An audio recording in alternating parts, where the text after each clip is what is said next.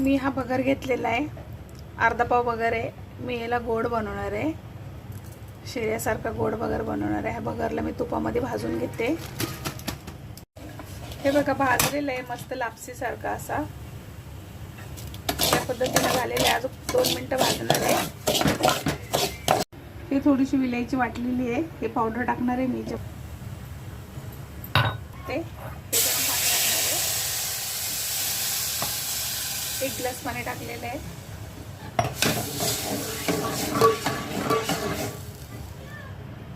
ही recipe करून बघा, एवढी मस्त लागते खाण्यासाठी। आता शिजतोय, आता मी याच्यामध्ये साखर टाकणार आहे अजून 5 मिनिटांनी। ही रेसिपी करून बघा, एवढी टेस्ट असते ही खाण्यासाठी, असं वाटतं लापसी खातोय। सगळं पाणी सुकलेलं आहे बघा। 1 वाटी मी साखर टाकणार आहे। अशी साखर टाकून परत गॅस थोडासा फास्ट करते आणि 1 चमचा दूध, हे बघा मी असं 2 चमचे दूध टाकणार आहे।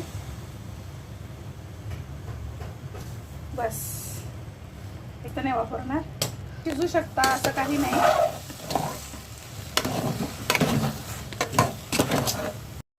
असं 2 चिमूट फक्त सेंधी मीठ टाकणार आहे,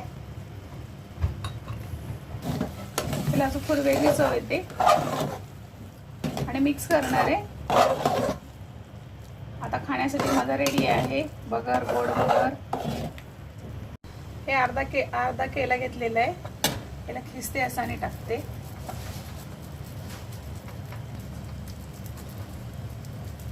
हे अर्धा केळा मी टाकून दिलेला आहे खिसून। आता याला एकदा मिक्स करते। याचा आपण केळा टाकलेला आहे याच्यामध्ये अर्धा तो,